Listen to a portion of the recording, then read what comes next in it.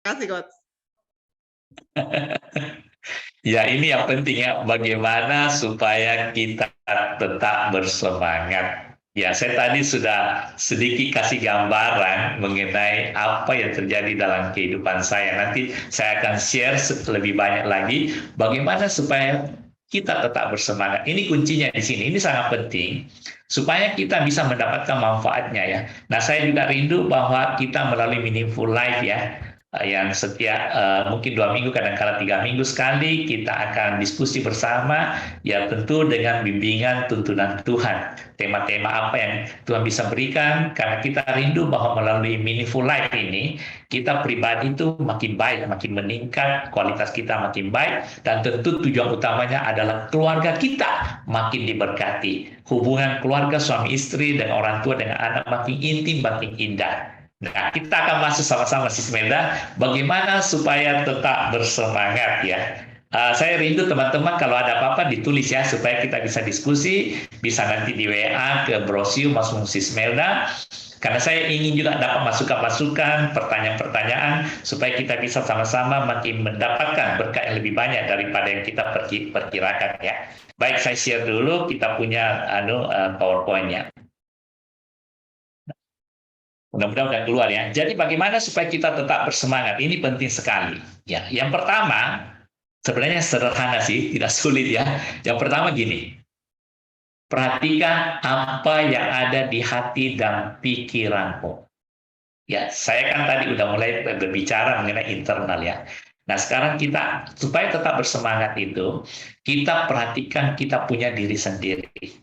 Jadi di internal kita sendiri. Yang pertama, perhatikan apa yang ada di hati dan pikiranmu. Ini kuncinya, kunci utamanya. Jadi hati pikiranmu dulu, perhatikan apa yang terjadi. Nah, kalau itu mulai mengganggu, Anda harus merubahnya, shifting.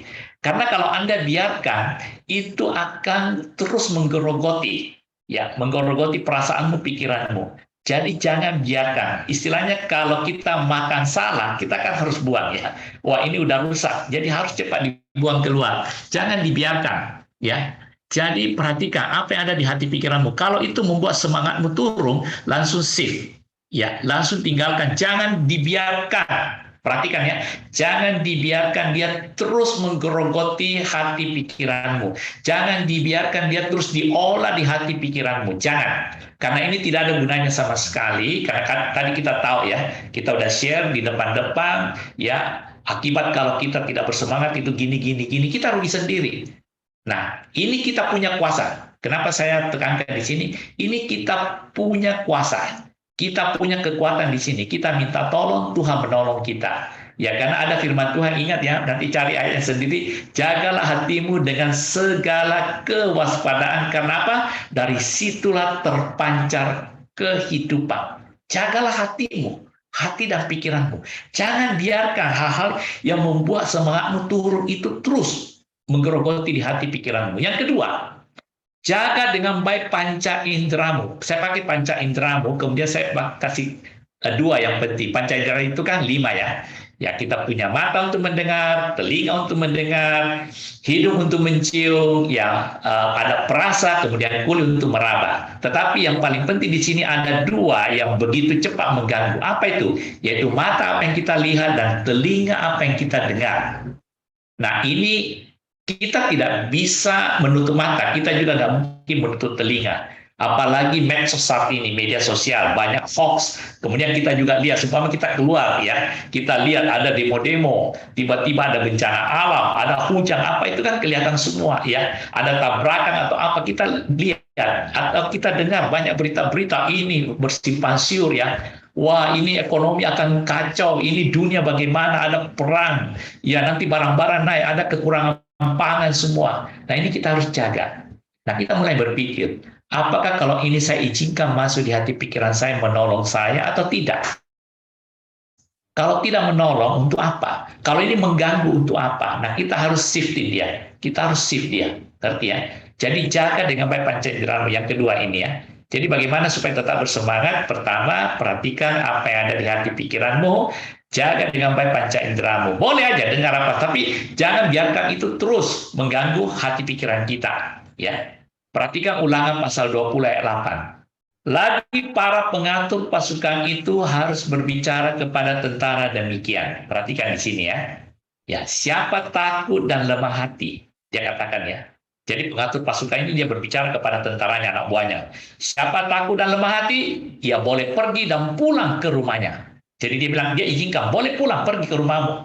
Supaya hati saudara-saudaranya jangan tawar seperti hatinya. Perhatikan ini kata kuncinya, supaya hati saudara-saudaranya jangan tawar seperti hatinya. Jadi perhatikan, ini kepala pasukannya ini luar biasa. Jadi dia tahu tentaranya ini ada yang tidak semangat, tapi ada juga yang semangat. Nah, artinya gini, siapa yang tidak motivated, siapa yang tidak semangat boleh pulang. Artinya siapa takut lemah hati itu kan pasti tidak semangat ya. Kamu boleh pergi pulang, supaya hati saudara-saudaranya yang lagi semangat jangan juga terkontaminasi, jangan juga terjangkiti. Jadi di sini kita harus betul-betul perhatikan ya orang-orang di sekitar kita, karena kita nggak bisa melarang, tapi itu juga bisa mengganggu. Nah, karena mereka ini udah mau perang tadi, yang saya ambil dari firman Tuhan itu, dia bilang yang takut, yang lemah, yang tawar hati pulang, jangan ganggu yang lain, yang semangat, intinya gitu. Nah, kenapa itu penting? Jadi artinya gini, jadi semua, kalau kita kembali kepada diri kita, semua hal-hal yang membuat kita tawar hati, boleh hilangkan dari pikiran. Semua yang membuat kita kecut, ya, kecut hati atau tidak semangat, hilangkan dari pikiran. Pulang ke tempat-tempat yang nggak perlu. Kalau kita berbicara kepada diri kita sendiri, semua yang mengganggu hati pikiran saya yang tidak baik, enyah dari hati pikiran saya. Pulang, jangan ganggu saya yang mau semangat. Nah, kemudian yang ketiga, kita taruh pengharapanmu pada Tuhan. Taruh pengharapanmu pada Tuhan. Ya, seperti kita lihat Yosua dan Kaleb. Karena kalau kita yang percaya ada Tuhan, ya taruh pengharapan pada Tuhan. Karena dia pencipta kita. Dia pencipta langit dan bumi. Dia yang menciptakan segala sesuatunya. Jadi kita tetap harus tahu bahwa ada Tuhan. Makanya perlu ini, karena kita akan selalu pakai firman Tuhan untuk menguatkan diri kita. Seperti yang saya tadi katakan, selalu baru tiap pagi, besar kesetiaanmu Tuhan. Berarti ada sesuatu yang baru lagi, sesuatu inspiration baru, ada new adventure yang baru pagi ini, ada sesuatu yang saya bisa dapatkan yang saya belum pernah pikirkan, ada yang baru karena kesetiaan Tuhan. Nah, sama ini sebenarnya, taruh pengharapanmu pada Tuhan. Inilah hari yang dijadikan Tuhan, saya harus percaya. Makanya saya mau bersorak-sorak dan bersuka cita. Nah, kita lihat lagi firman Tuhan di sini. Ulangan pasal 1 ayat 38. Yosua bin Nun, pelayanmu, dialah yang akan masuk ke sana, berilah kepadanya apa? Semangat. Jadi penekanan semangat ini penting sekali. Sebab dialah yang akan memimpin orang Israel sampai memiliki seluruh negeri itu. Nah, saya boleh katakan gini. Kalau kita tetap semangat, apapun yang kita cita-citakan, apapun yang menjadi goal setting kita, kita akan memilikinya. Perhatikan firman Tuhan ini, Yosua bin Nun pelayanmu, dialah yang akan masuk ke sana, berilah kepadanya semangat, sebab dialah yang akan kenapa? Memimpin orang Israel sampai mereka apa? Memiliki negeri itu, sampai mereka memiliki segala-galanya, sampai keinginanmu semua tercapai yang Tuhan taruh dalam hidupmu, sampai tujuan hidupmu tercapai. Nah, harus tetap semangat. Bisa tangkap di sini ya. Kita lihat lagi, setiap masalah pasti ada pelajaran penting. Perhatikan ini, setiap masalah pasti ada pelajaran penting. Nah, kita taruh dalam hati kita. Jadi ketika kita menghadapi tantangan, masalah, oh iya ada pelajaran penting. Jadi don't worry. Biasa aja kok, tantangan, rintangan, masalah, ya kesukaran, itu pasti ada pelajaran penting. Nah, ini kita harus selalu ingatkan kepada diri kita. Makanya yang pertama itu penting sekali. Perhatikan apa yang ada di hati dan pikiranmu. Nah, kalau kamu merasa masalah, tantangan itu membuat kamu tidak semangat, itu hambatan yang tidak bisa kamu atasi, makanya kamu akan kecewa, kamu mulai tawar hati. Tetapi begitu kamu tahu, oh tantangan masalah ini, ya ini pelajaran penting ini, saya harus meningkat. Ketika saya bisa melewati tantangan, persoalan, problem ini, saya punya ilmu meningkat. Nah, itu makanya yang penting pertama, perhatikan apa yang di hati dan pikiranmu. Oke, next-nya. Tantangan dan kegagalan jalan untuk meningkat. Ini sama penjelasannya ya. Cuma saya tekankan lagi supaya jelas. Bahwa tantangan dan kegagalan jalan untuk meningkat. Jangan menganggap kegagalan itu bahwa kamu gagal total. Tidak. Itu cuma sementara aja. Jadi dari kegagalan itu kita belajar. Oh ternyata ini masalahnya toh. Berarti saya udah tahu, saya bisa atasi. Jadi kembali apa yang ada di hati dan pikiranmu. Perhatikan itu ya. Dan saya tahu kegagalan ini pasti Tuhan punya rencana. Taruh pengharapan pada Tuhan. Pasti untuk meningkat. Meningkat ya. Nah ini ada firman Tuhan yang saya bisa kasih untuk kekuatan kita. Roma 12 ayat 12. Bersukacitalah dalam pengharapan. Sabarlah dalam kesesakan. Dan bertekunlah dalam doa. Tangkap tiga-tiga ini ya. Jadi ketika kamu ada dalam pengharapan, kamu harus bersuka cita. Jadi ketika kamu menghadapi masalah, tantangan, sabarlah. Kesesakan itu menggambarkan tantangan, rintangan, hambatan, persoalan yang kita hadapi. Kamu harus sabar. Dan kemudian Tuhan bilang, bertekunlah dalam doa, karena itulah kekuatanmu. Jadi supaya kamu tetap keep motivated, tetap semangat. Itulah kekuatannya ya. Kemudian kita lihat lagi, apapun yang terjadi, semua untuk kebaikan. Ini kita harus taruh dalam hati pikiran kita, semangat. Apapun yang terjadi, semua untuk kebaikan. Itu harus ada. Jadi kamu bisa akan tetap semangat. Oh, apapun yang terjadi untuk kebaikan. Ada sesuatu. Ya seperti tadi, setiap masalah pasti ada pelajaran penting. Tantangan dan kegagalan jalan untuk meningkat. Ya itu luar biasa. Kemudian tadi firman Tuhan yang kita baca ya. Jadi tetap, kemudian kita nextnya, hari selalu baru dan indah untuk dinikmati. Ini harus ada di dalam hati dan pikiranmu. Ingat ya, waktu kita itu tidak panjang dalam dunia. Kita harus enjoy, saya selalu katakan, enjoy setiap apapun yang kamu lakukan, apapun yang kamu jalani. Kalau mau tetap semangat. Jadi pakai kata nikmati, enjoy.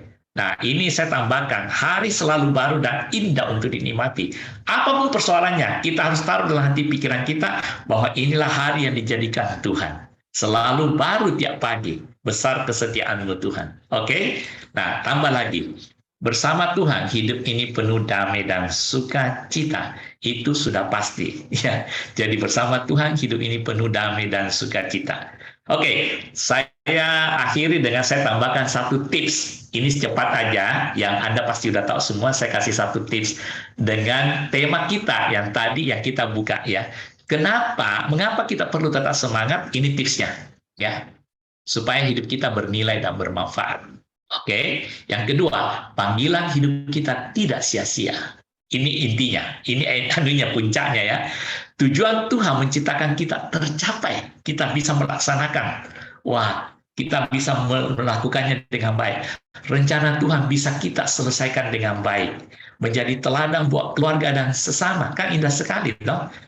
Bisa menolong dan menyemangati orang lain. Jadi kita bisa menjadi bukan tetap semangat saja, kita juga bisa menolong, menyemangati orang lain, bisa menikmati apa yang telah Tuhan sediakan. Kemudian nextnya apa? Menjadi saluran berkat Tuhan di dunia ini. Ya, saya tutup satu dengan firman Tuhan, sebab itu kami tidak tawar hati, tetapi meskipun manusia lahiriah kami semakin merosot, namun manusia batinnya kami dibaharui dari sehari ke sehari. Nanti renungkan sendiri firman Tuhan ini ya. Jadi jangan pernah tawar hati, walaupun kita punya usia sudah tua, memang fisik menurun, tetapi Tuhan bilang ada yang dibaharui, tetaplah semangat ya, tetap spirit of life, ya tetap keep motivated. Itu mungkin dari saya, Sismela. Tuhan memberkati kita semua. Puji